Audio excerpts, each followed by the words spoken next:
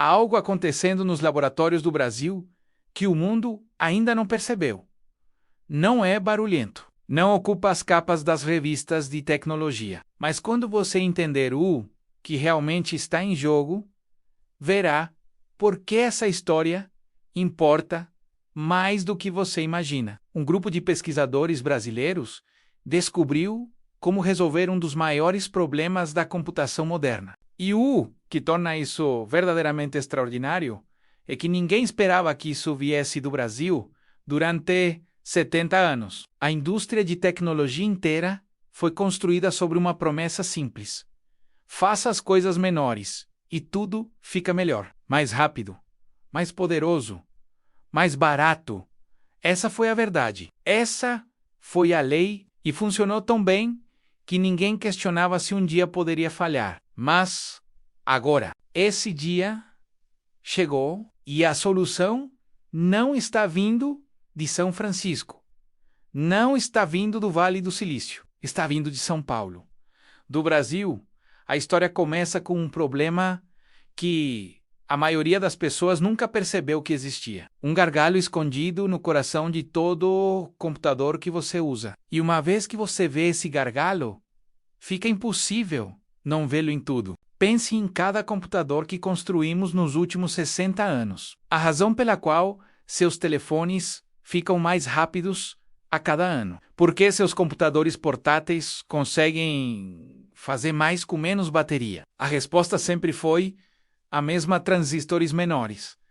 Aquele era o segredo. O transistor é o bloco de construção da computação moderna. É um interruptor minúsculo que pode ligar e desligar bilhões de vezes por segundo. Quanto menor o transistor, mais deles você consegue colocar em um chip. Quanto mais transistores, mais poderoso e o chip. Simples? Ou assim parecia nos anos 1970? Um transistor tinha cerca de 10 micrômetros de tamanho. Você poderia vê-lo com um microscópio comum. Hoje medimos transistores em nanômetros. Um nanômetro é 1/1000º de metro. Os melhores chips do mundo têm transistores com apenas 3 nanômetros. Estamos falando sobre partículas tão pequenas que você precisaria de um microscópio eletrônico apenas para vê-las. Essa jornada foi o maior sucesso de engenharia da história humana. Cada geração de chips era 2 vezes mais poderosa que a anterior. Cada geração era mais barata de produzir, era magia econômica, era engenharia pura. Mas aqui está o que ninguém quer falar em voz alta. Aquela magia está terminando, as melhorias não estão mais vindo a cada 2 anos. Agora levam 3, levam 4. Os ganhos de desempenho caíram de 50% por geração para 6%. 6%. E o custo de construir uma fábrica que pode fazer chips modernos agora é de 20 bilhões de dólares. Um único projeto de novo design de transistor custa 1 bilhão de dólares apenas em pesquisa. 1 bilhão antes de fazer um único chip que funcione. A indústria atingiu uma parede. Não é uma parede de vontade, é uma parede de física. Os átomos têm um tamanho. Você não pode fazer transistores infinitamente pequenos porque, eventualmente, você está trabalhando com tão poucos átomos que começam a fazer coisas estranhas. Começam a se comportar de forma quântica. Começam a vazar. O aquecimento sai de controle. A verdade que a indústria de chips estava evitando é que a lei de Moore, aquela regra que governou 60 anos de progresso, estava morrendo. Não morreu, mas definitivamente estava ficando fraca. E todo mundo sabia disso. Ninguém sabia como consertar até que alguém no Brasil perguntou uma pergunta diferente. Vou contar um segredo sobre computadores que provavelmente ninguém nunca lhe disse. O seu processador não é principalmente limitado pela velocidade em que pode pensar. É limitado pela velocidade em que pode compartilhar seus pensamentos. Pense nisso. Um transistor moderno consegue alternar bilhões de vezes por segundo. Bilhões. Isso é impressionante. Mas há um problema. Aquele transistor não está sozinho em um chip. Há bilhões deles, todos tentando se comunicar, e o caminho que usam para se comunicar é feito de metal. Fios minúsculos, metais maravilhosos, mas ainda assim, metais e metais têm resistência. Resistência significa atrito. Atrito significa perda de energia. Perda de energia significa calor. A pesquisadora brasileira, doutora Marina Santos, estava revisando os dados de consumo de energia de chips modernos quando percebeu algo estranho. Em 2022, ela estava estudando como os dados se movem dentro de um processador. Seu foco era entender onde toda aquela energia estava desaparecendo. Porque, honestamente, não era nos transistores.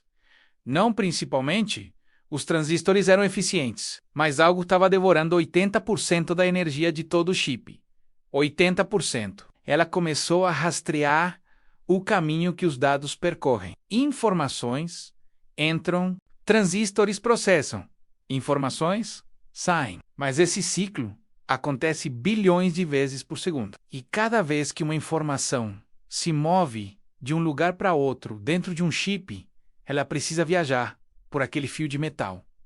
Aquele fio resiste. Aquele fio aquece. Aquele fio desperdiça energia. O insight foi devastador em sua simplicidade. Nós estamos fazendo um esforço imenso para fazer transistores menores, mas estamos desperdiçando mais da metade dessa melhoria apenas movendo informações, não processando informações, apenas transportando informações. Era como ter um carro que pode ir 1000 km/h, mas está preso em um engarrafamento. Marina compartilhou aquela observação com um colega, o Dr. Rafael Costa. Ele trabalha na Universidade de São Paulo em computação teórica. Rafael imediatamente viu o potencial. Se 80% da energia está sendo desperdiçada em transporte de dados, então a verdadeira próxima geração de computadores não será sobre fazer transistores menores. Imagine um chip como uma cidade. Imagine bilhões de pequenos trabalhadores dentro dessa cidade. Cada um é um transistor. Cada um faz um trabalho. Mas eles estão espalhados por uma área enorme. Para um transistor falar com outro transistor, a mensagem tem que viajar quilômetros. Quilômetros no sentido de um chip, claro. Mas ainda assim, distâncias enormes, em escala atômica. Agora imagine que, em vez de uma cidade, você redesenha como uma pirâmide. Você coloca alguns trabalhadores no topo, alguns no meio, alguns na base. Todos os trabalhadores que mais precisam falar uns com os outros, colocar-os próximos. A mensagem não viaja quilômetros. Viaja milímetros ou micrômetros. A distância encolhe drasticamente. Isso é o que os pesquisadores brasileiros começaram a explorar. Arquitetura tridimensional. Não apenas um chip plano. Um chip que tem profundidade. Um chip que é empilhado. Mas não era tão simples quanto apenas colocar um chip em cima do outro. Havia desafios gigantescos. Como você conecta os dois chips? Como você gerencia o calor? Como você fabrica algo tão complexo? A equipe em São Paulo começou pequeno. Muito pequeno. Começaram com simulações puro código, modelando como seria se você pudesse pegar um design de chip convencional e dividi-lo em 2 camadas. Calcularam quanto mais rápido as informações se moveriam. Calcularam quanto menos energia seria desperdiçada. Os números eram impressionantes. Não magicamente impressionantes, mas impressionantes o suficiente para justificar o trabalho real. Impressionantes o suficiente para começar a pensar que talvez, apenas talvez, isso pudesse funcionar em 2024. A equipe construiu um protótipo. Não era um chip de smartphone, era um chip de teste. Um chip, especificamente, projetado para responder uma pergunta Quanto de melhoria você realmente consegue de arquitetura tridimensional? Os resultados foram publicados e aqui é importante ser honesto. Os ganhos não foram de 10 vezes, não foram de 5 vezes. Foram de cerca de 2 a 3 vezes em certos cenários. Em termos de latência de acesso à memória, em termos de eficiência energética, em termos de densidade de transistores por unidade de área. 2 a 3 vezes pode não parecer revolucionário, mas considere isto. Nós estamos tentando ganhar 6% em transistor convencional. Estamos pagando $1 bilhão para ganhar 6%. Aqui a arquitetura tridimensional está dando 2 a 3 vezes melhorias sem fazer transistores mais novos, sem ASML, sem novos fabricantes, apenas reorganizando os ganhos energéticos foram ainda mais importantes, porque energia significa calor. Calor significa você consegue colocar mais transistores mais próximos um do outro. Mais transistores próximos significa mais poder em um espaço menor. E esse era o ponto. Esta não era uma solução para substituir transistores menores. Era uma solução complementar. Você ainda quer transistores menores, mas enquanto espera pelos transistores menores ficarem baratos e viáveis, você consegue ganho real com 3D. Mas aqui está a parte que separa o possível do prático. Fabricação qualquer um pode simular algo. Qualquer um pode fazer uma prova de conceito em um laboratório. A pergunta real é: você consegue fazer isso em escala U? Desafio com chips 3D é imediato. Como você conecta as camadas? Os chips modernos têm bilhões de transistores. Se você está dividindo um design entre 2 camadas, ambas as camadas têm que se comunicar constantemente. Bilhões de vezes por segundo. As conexões entre as camadas precisam ser incrivelmente densas, mas também precisam funcionar, precisam ser confiáveis. Você não pode simplesmente usar fio de cobre antigo. Não vai suportar a densidade que você precisa. As conexões teriam que ser tão finas que simplesmente não funcionariam. Você precisaria de novos materiais, novas técnicas de soldagem, novas formas de testar se as conexões realmente funcionam. A equipe brasileira passou 2 anos apenas no problema de conexão entre camadas.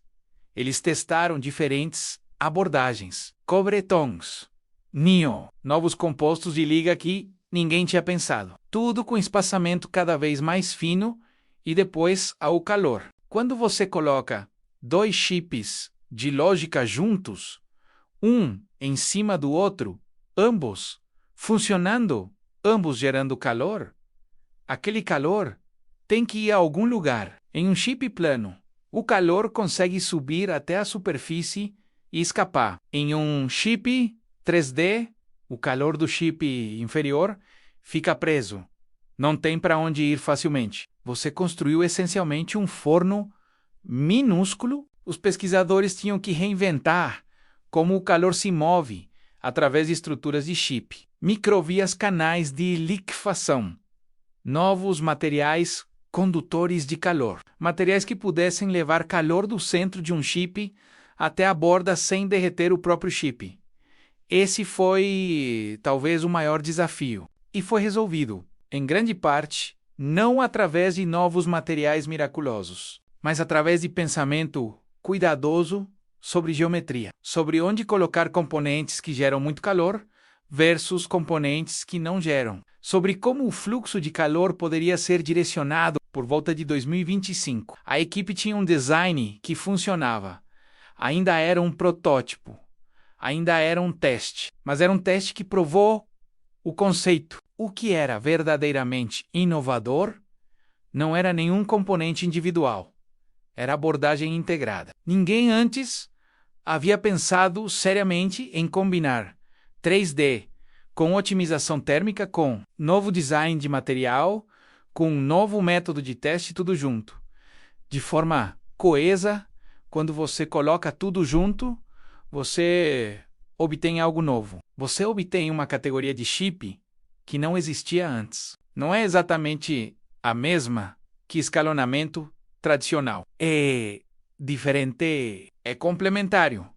E aqui está onde fica fascinante para a indústria inteira. Porque se o Brasil conseguiu fazer isso com recursos limitados, em laboratórios que não têm acesso a bilhões em financiamento, o que significa para o resto do mundo? Significa que há rotas alternativas. Significa que o único caminho para frente não é mais dinheiro, não é mais fábricas gigantescas.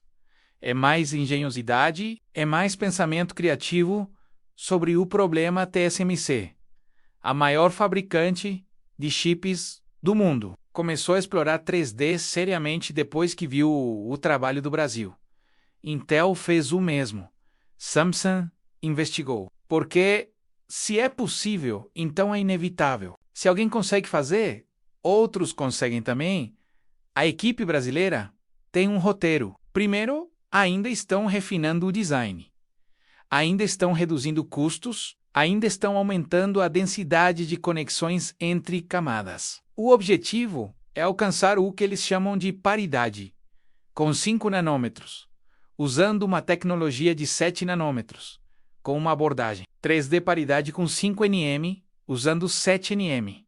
Isso seria notável, porque significaria que você poderia usar a tecnologia mais velha e mais barata e obter os benefícios da tecnologia mais nova. Apenas reorganizando como funciona depois em médio prazo, vem a fabricação em escala. E aqui é onde o Brasil tem uma vantagem inesperada. Brasil não é líder em fabricação de semicondutores, mas Brasil é líder em certos tipos de manufatura.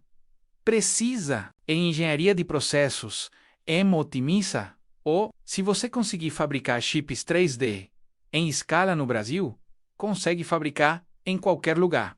E então vem a pergunta grande. O que isso significa para o futuro, para o smartphone que você vai comprar em 2027, para o laptop que você comprará em 2030? Você provavelmente não perceberá a diferença. Não verá a diferença. Será mais rápido. Terá melhor vida de bateria. Será mais quente em menos pontos. Será mais confiável porque o design é mais elegante. Mas por baixo, provavelmente haverá chips que foram desenhados em São Paulo, fabricados usando ideias que começaram em São Paulo, que resolvem problemas da forma como São Paulo decidiu resolver o por 60 anos. O progresso em computadores foi medido por um número, o tamanho do transistor, nanômetros. Esse era o scorecard. Quanto menor, melhor. Mas talvez tenhamos ficado tão focados em fazer as coisas menores que esquecemos de perguntar se havia outras formas de fazer as coisas melhores. O Brasil perguntou e encontrou uma resposta. Isso não significa que o escalonamento transistor terminou. Ainda vamos fazer transistores menores. Ainda vamos lutar por cada ganho. Mas talvez isso significa que, doravante, a próxima geração de computadores não será definida por apenas um número. Será definida por arquitetura, por criatividade, por pensamento lateralizado. E esse é um jogo que o Brasil consegue jogar. Se você gostou dessa história, deixe um like. Essa pesquisa leva tempo e cada like ajuda mais pessoas a entender como o mundo tecnológico realmente funciona. Se inscreva para nunca perder a próxima história de inovação que você não viu vindo, porque a história da tecnologia não está terminada. Ela está apenas começando um novo capítulo e uma parte desse capítulo está sendo escrita no Brasil.